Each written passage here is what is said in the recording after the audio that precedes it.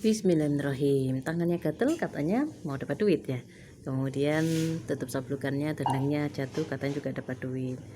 Terus apa?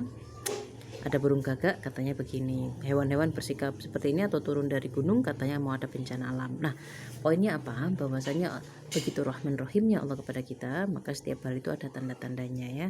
Bagi orang yang berpikir kita akan melihat. Nah, dalam urusan sakit itu juga sama. Tinggal kita itu mau mengakui apa tidak, mau jujur apa tidak. Jadi ada penampakan fisik kalau kita sakit. Check up mandiri sangat penting. Kita harus punya kemampuan untuk mengecek kesehatan kita sendiri. Kenapa? Karena itu akan membantu kita. Preventif itu jauh lebih baik. Kalau kita tidak preventif, wah jangan sakit itu berat sekali, baik secara emosional, secara batin, secara ruh, kemudian secara hubungan sosial juga, karena kita akan melibatkan orang lain ketika sakit ya. Keluarga kita tentunya nomor satu, itu juga tidak mudah untuk keluarga kita, juga secara keuangan bulat akhirnya.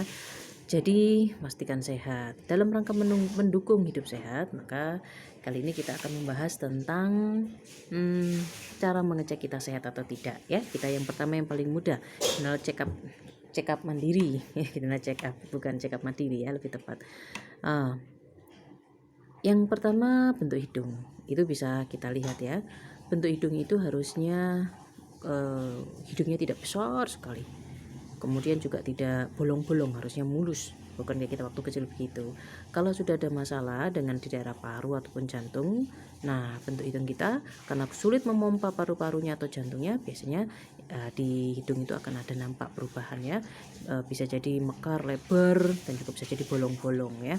Kalau bolong-bolong menurut saya itu merujuk pada banyaknya gas beracun. Nah, terus apa lagi? Yang kedua, kita berdiri tegap, kemudian coba kita membungkuk, sentuh kaki kita. Bisa apa enggak? Sakit apa mboten? Atau sekedar sujud? Bisa apa? Rukuk bisa apa enggak? Nah, kalau tidak, berarti di situ nomor satu yang paling ringan itu ototnya. Ototnya tidak terlatih, tidak lentur. Otot yang tidak terlatih, tidak lentur, yang terlalu lama, wah itu berbahaya. Bisa kena kemana-mana, bisa ke jantung dan yang lain-lain. Lalu apalagi? Nah di sini ya. Ini kalau ditekan terasa sakit di sini ya, di tengah-tengah sini. Ini ada masalah di lambung berarti. Kalau di lambungnya baik-baik saja, ditekan begini ya biasa saja. Lalu di sini, ini lengan ya. Kemudian di sini, sekitar sini. Nah ini kalau ditekan sakit, ini jaraknya kurang lebih sebanyak ini ya. Ini satu jempol saya. Nah ketika ini tekan sakit, wah berarti masalah di daerah jalur pernafasan atasnya itu parah. Nah kalau sudah parah, kemana saja, termasuk bisa ke otak loh ya, ke penglihatan juga iya. Banyak penyakit itu menurut saya sebetulnya hanya penyakit akibat saja, akibat dari lambung yang jelek sama akibat dari pernafasan atas. Dua organ ini menurut saya sangat penting yang bisa menyebabkan banyak masalah ke organ-organ yang lain, termasuk ketika pernafasan atasnya sudah bermasalah, wah penyakitnya pecah pembuluh otak aja bisa ya. Kemudian akhirnya kalau sudah pecah pembuluh otaknya ada gumpalannya atau hematoma, apapun istilah medisnya ya, itu juga bisa. Kemudian menyebabkan permasalahan lain seperti kanker juga bisa, banyak sekali. Lalu apalagi untuk melihat kita bermasalah atau tidak, paha kita atau kaki kita ketika kita sentuh dengan sedikit tekanan saja terasa sakit, atau telapak kaki ini ketika terantuk sesuatu seperti di atas kerikil mungkin terasa sakit sekali, atau kita terantuk sesuatu tadi, kemudian ketika kita kena sesuatu yang panas pas kita nggak pakai alas kaki, nggak pakai sandal, nggak pakai sepatu, terasa panas. Nah berarti itu ada masalah, apalagi kalau di telapak kaki. Kalau secara non anak sekolahnya yang sekolah namanya berarti medis ya, itu berarti ada masalah di pusat saraf. Kalau sudah sampai itu pusat saraf itu masalah. Seperti anak kita misalnya, kalau masalahnya di sekolahan saja, di tempat bermain, tidak sampai ke rumah, itu kan santai. Tapi kalau sampai bapak ibunya tahu, nah pusat saraf itu semacam itu ya. Lalu masalahnya di mana? Di pusat sarafnya yang mana? Banyak ya, telapak kaki kan lebar ya. Nah ini secara umum. Lalu apalagi yang bisa kita pakai untuk indikasi? Warna bibir juga iya, harusnya warna bibir itu tidak gelap. Kemudian lidah, coba dilihat lidah kita. Lidah itu harusnya warnanya juga enggak banyak putihnya, juga bagian tepinya enggak ada gelembung-gelembungnya, apalagi sampai seperti teriris-iris ya.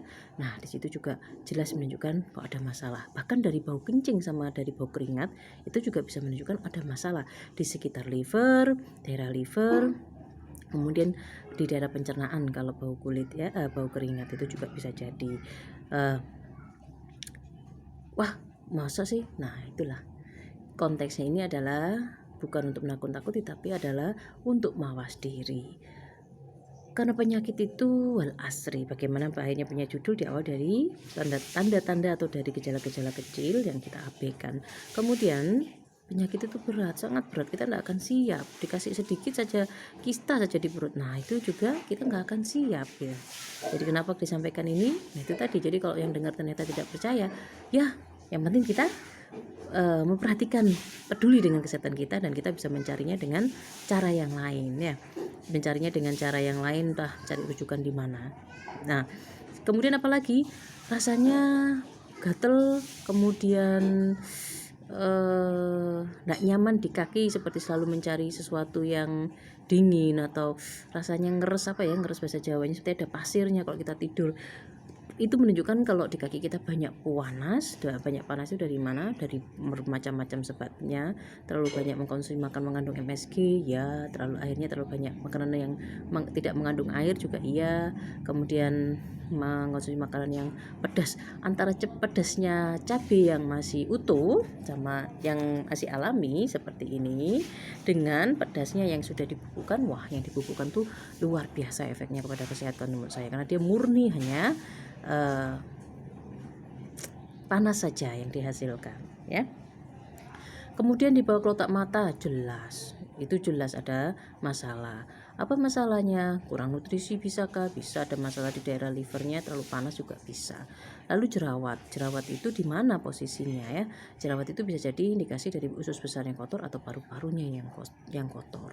Kemudian rambut kita usianya masih muda 30, nah itu menunjukkan kemungkinan satu kita kurang gizi, atau di alat memompanya, alat distribusinya untuk memastikan nutrisinya sampai ke puncak. Nah, prinsipnya kan dari atas ke bawah lebih mudah. Nah, ini kalau dari lambung ke atas, nah pompanya berarti bermasalah ya. Itu juga bisa dijadikan indikasi. Bentuk telinganya kelihatan kering atau bahkan sudah mengkerut ya, tergantung kerutannya sebetulnya. Kalau di daun telinga itu kalau menurut saya di daerah pencernaannya, telinganya melengkung ke dalam atau melengkung keluar di daun telinganya, yang atas atau yang bawah, itu indikasi kalau ada sesuatu. Nah, kencing sudah ya. Perut yang kaku.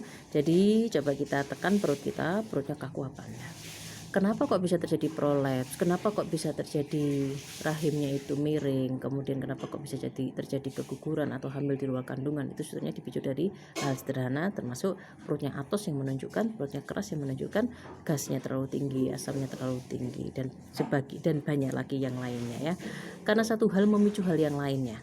Tapi awalnya dari lambung dan dari pernafasan, akhirnya kemana-mana. Makanya dari satu hal ke hal yang lainnya. Lalu kalau kita sudah tahu itu,